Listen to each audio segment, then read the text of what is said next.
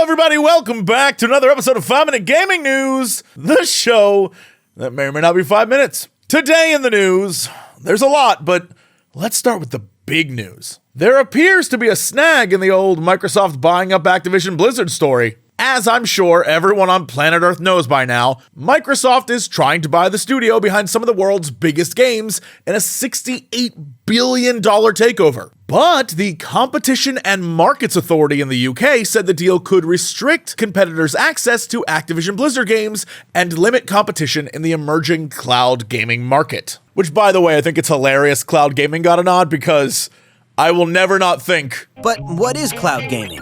The CMA is concerned that having full control over this powerful catalog, especially in light of Microsoft's already strong position in gaming consoles, operating systems, and cloud infrastructure, could result in Microsoft's harming consumers by impairing Sony's, Microsoft's closest gaming rival, ability to compete. The CMA believes that in the short to medium term, the main rival that could be affected by this conduct would be Sony. Evidence suggests that Microsoft and Sony compete closely with each other in terms of content, target audience, and console technology. And that bit there is also kind of funny because it reads like someone's dad just discovered the console wars. But I also think it's pretty great that they came with receipts. You know how Microsoft is like, oh, Call of Duty? We would never make that an exclusive. That'd be so stupid of us. Why would we do that? The CMA is like, hey, you bought Bethesda and you immediately were like, Starfield and Elder Scrolls 6. Exclusive to Xbox and PC. They go on to say PlayStation currently has a larger share of the console market than Xbox, but the CMA considers that Call of Duty is sufficiently important that losing access to it,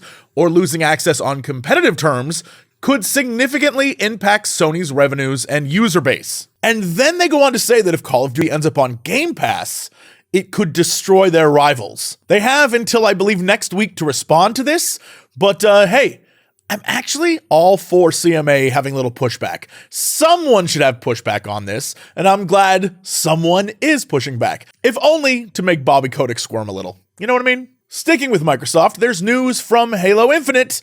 That isn't that great. 343 confirmed that the new content they're planning has been delayed. Campaign co-op, Forge Beta, and Season 3 are all being pushed back, and the co-op, which was supposed to be available last month, will now be available in November, with the split screen option completely removed in order to improve and accelerate ongoing live service development and to better address player feedback and quality of life updates. And anytime someone's like, live service this, live service that, I just emotionally and spiritually check out. The sad thing is, I think a lot of the fan base has checked out as well. Most of the comments I've seen aren't really angry. They're more like, yeah, that sounds about right with this game. And that is a bad place to be as a company, because at least if people are angry, they care. When your fan base is like, yeah, it's to be expected, that's when sirens should be going off in your company. Speaking of sirens, when I see there is no Sonic Frontiers demo coming, a lot of alarms are going off. Look, I am very well aware that demos are unnecessary. You don't really need them. But when footage of Sonic Frontiers first released, it looked bland,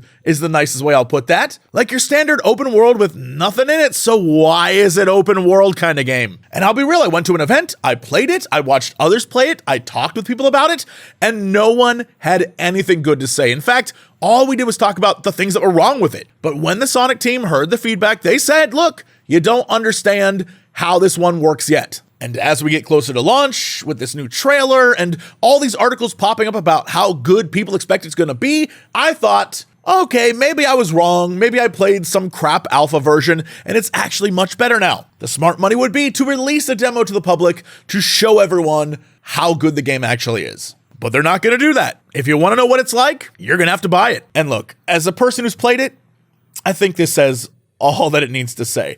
I'll let you in the comments determine what you think it means, but I mean, come on. Speaking of comments, oh boy, here comes a segue. Thank you for all the comments that you leave in these videos, for contributing to this community, for liking and sharing and subscribing. Yo, we're almost at 1 million. We're gonna do this. It's gonna happen. Just a matter of time, baby. I am so thrilled that I get to do this with you, and hey, we get to do it again tomorrow. And I'll see you then for another episode of 5 Minute Gaming News.